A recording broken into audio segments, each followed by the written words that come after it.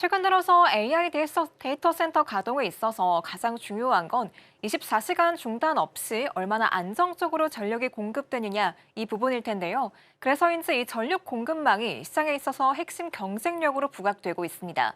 먼저 어제 나왔던 큰 소식부터 한번 짚어보려고 하는데요. SK가 KKR과 손을 잡았다라는 소식이 어제 나왔습니다. 이로 인해 지금 국내 최대 신재생에너지 통합 법인이 출범될 것으로 보이는데요. 이 SK그룹은 계열사별로 분산 자산의 일원화 그리고 포트폴리오 리밸런싱에 나선다는 전략을 보여줬습니다. SK는 그동안 세 개 계열사에 분산되어 있었던 태양광, 풍력, 연료에너지, 에너지 저장 장치 등의 자산을 KKR에 매각하는 절차를 밟고 있는 중이고요. 이를 기반으로 올해 말에 통합법인인 홀드코가 공식적으로 출범할 예정이라고 합니다. 이번 빅딜이 갖는 의미를 크게 세 가지로 제가 정리해봤는데요. 첫 번째는 규모의 경제, 또 밸류체인 통합으로 요약을 해봤습니다. SK그룹은 제가 앞서 언급해드렸다시피 그동안 계열사별로 좀 분산되어 있었는데 이걸 이제 하나로 합친다라는 겁니다. 이번에 새롭게 출범하는 이 통합법인은요. 수소를 제외한 신재생 에너지 발전의 전 분야의 포트폴리오를 단일 밸류체인으로 개발부터 건설, 운영까지 일괄적으로 수행한다라고 하고요. 이 덕분에 지금 기업 가치가 약 1조 8천억 원의 규모를 평가받고 있습니다. 두 번째는 이번 빅딜에서 공격적인 증설 목표를 제시했는데요. 운영하는 전력 용량을 2031년까지 10기가와트로 약 6배 이상 확대하겠다라고 밝혔습니다. 10기가와트는 이 100기가와트의 데이터 센터를 10개나 구성할 수 있는 정도의 규모다라고 보시면 되겠고요. 이 덕분에 이 국내에 건설될 AI 데이터 센터나 글로벌 반도체 생산 라인에 청정 전력을 대량 안정 공급할 수 있는 핵심 공급원으로 자리매김할 수 있게 되었습니다. 세 번째 의미는 재무적 효율성 제고입니다. 신재생 에너지 개발 사업은 초기 부지 매입, 또 장비 발주 등 막대한 자본이 선제적으로 투입되는 특성이 있는데요. 이 신재생 분야에서만 47조 원을 투자해왔던 KKR의 자본력을 이번에 끌어들임으로써 SK그룹은 약 9천억 원에서 1조 원가량의 신규 현금 유동성을 확보할 수 있게 되었습니다.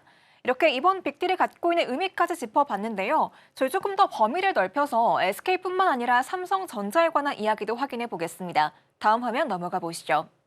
이 반도체 투탑의 재생에너지 비중을 짚어보려고 합니다. 지금 2026년 양사 각각에서 발표가 된 지속가능 경영 보고서를 보면요. 삼성전자 DX 부문은 재생에너지 전환율이 94.8%로 아리백에 근접을 했습니다. 하지만 반도체를 담당하는 DS 부문의 재생에너지 전환율은요, 26.2% 수준으로 정체가 되어 있는 상황입니다. 하이닉스 역시 상대적으로 인프라가 풍부한 해외 사업장은 아리백을 조기 달성했지만 국내 사업장 조달 제약 때문에 이 글로벌 전체를 놓고 본다면 재생에너지 비중이 31%밖에 되지 않는다고 합니다. 이 삼성전자 DS 부문 역시나 연간 전력 사용량이 34,263기가와트시로 DX 부문의 10배나 초과하고 있는데요. 이 조달 절대량이 많음에도 불구하고 전환율 상승의 구조적 한계에 직면했다라고 볼 수 있는 대목이겠습니다. 특히나 반도체 생산 라인은 24시간 동안 균일한 고품질의 전력이 공급되어야 되기 때문에 자체 태양광 설치 등 단발성 방식으로는 이 기저 전력을 충당하는 것이 사실상 불가능합니다. 여기서 더욱더 눈에 띄는 점은 전력망 인프라에 따른 변수인데요. 이번에 대규모 메가 프로젝트가 발표가 되면서 삼성이 호남 지역에 425조 원을 투자해서 팹을 2개를 건설하겠다라고 밝혔죠.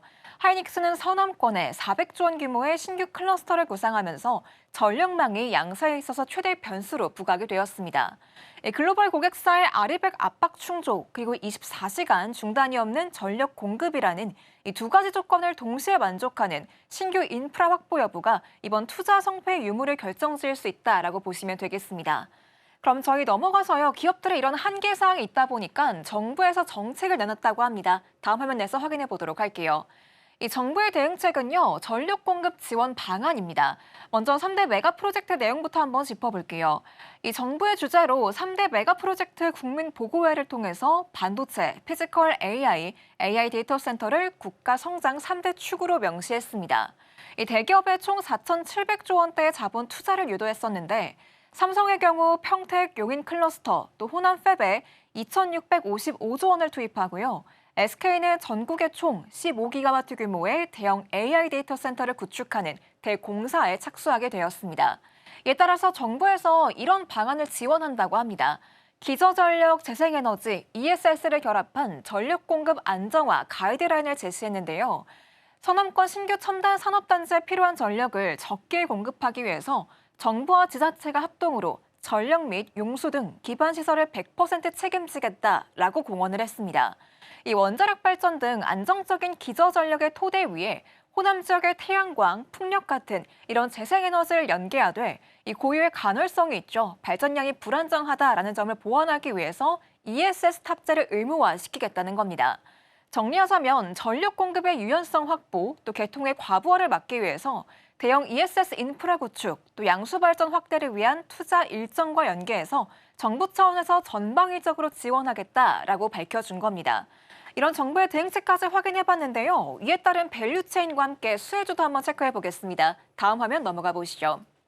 우선 첫 번째는 LNG 발전 그리고 유틸리티 기업이 가장 크게 수혜를 볼 것으로 예상이 됩니다. 데이터 센터 가동을 위해서 재생에너지만으로는 부족한 24시간 기저 전력을 메우는 과정에서 LNG 복합 화력 발전에 대한 수요가 급증할 수밖에 없기 때문인데요. 이에 따라서 민간 발전 시장 내에서 공급 능력을 확보하고 있는 SK이노베이션 ENS나 GS EPS 같은 유틸리티 기업들의 전력 판매량이 급증할 수밖에 없다라는 해석이 나옵니다. 두 번째 수혜 업종은 전력기기 쪽입니다. 대용량 무탄소 전원 대안으로 SMR이 부각이 되었는데요. 이에 따라 핵심 소재나 주기기 제조 기술력을 독점 확보하고 있는 두산 에너빌리티의 장기 수출 모멘텀이 가시화되고 있습니다. 여기에 더해서 대규모 전력 인프라 신설, 또 초고압 변전소 건설이 반드시 필요하겠죠. HD 현대일렉트릭, 효성중공업, LS일렉트릭까지 이 전력 3사가 국내외에서 수주 잔고가 고성장할 거다라고 예측해 볼 수가 있겠습니다. 마지막 밸류체인은 EPC 기업 쪽인데요. 신재생 연계 필수 인프라인 대형 ESS 시장이 지금 부각받고 있기 때문에 LG 엔솔이나 삼성 SDI, SK온 같은 배터리 3사의 중대형 ESS 사업 부문이 매출이 크게 강화될 것이다라는 분석이 나오고 있고요.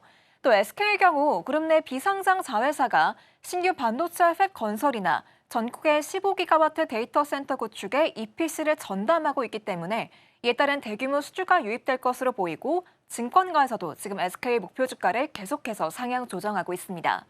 그럼 저희 다음 화면 넘어가서요. 변수와 리스크도 한번 체크해 보도록 하겠습니다. 우선 첫 번째 변수는 중국입니다.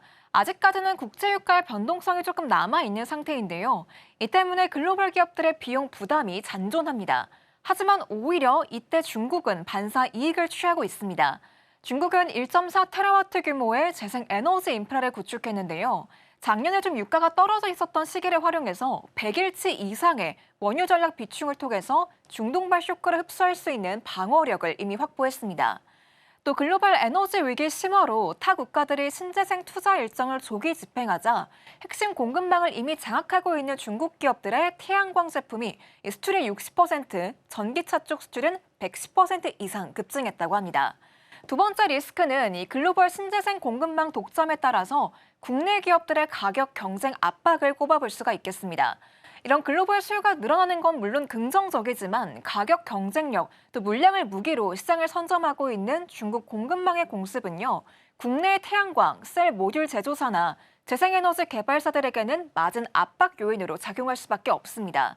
이런 자본력이나 단가 싸움에서 밀리지 않기 위한 이 차별화된 전략이 수반되지 않는다면 외형 성장 대비해서 수익성은 정체가 될 수 있는 단기적인 리스크 요인이 될 수밖에 없습니다. 이렇게 두 가지 리스크까지 확인해 봤는데요. 저희 마지막으로 브리핑 정리와 함께 투자 전략까지도 한번 짚어보겠습니다. 다음 화면 넘어가 보시죠. 최근 들어서 반도체 클러스터가 계속해서 확장이 되고 있습니다. 이에 따라 지금 시장의 최종 해결문의는 누가 청정 에너지를 중단 없이 안정적으로 공급할 수 있느냐, 이런 좀 원초적인 AI 인프라 싸움으로 귀결될 수밖에 없는데요. 이로 인해서 반도체와 또 AI의 확장 속도는 결국 이걸 뒷받침하는 전력 공급 능력에 결정을 할 겁니다. 그래서 에너지 인프라 섹터는 단기 테마가 아니라 단연간 이어질 거시적 메가 트렌드로 인식을 해야 되겠다라는 점 이번 브리핑에서 말씀을 드렸고요. 또 실질적인 재원 조달 능력 없이 정책에 대한 수의 기대감만으로 움직이는 중소형 테마주는 진입을 지양하셔야겠습니다. 오히려 확실한 수주 잔고를 통해서 증명한 실적주로 포트폴리오를 압축 대응하는 게 필요하다라는 것이 증권가의 전망이었습니다. 두 번째로는 이 송배전 전력망, 대형 ESS, 발전원까지 아우르는 포트폴리오 다각화 전략이 필요하겠는데요.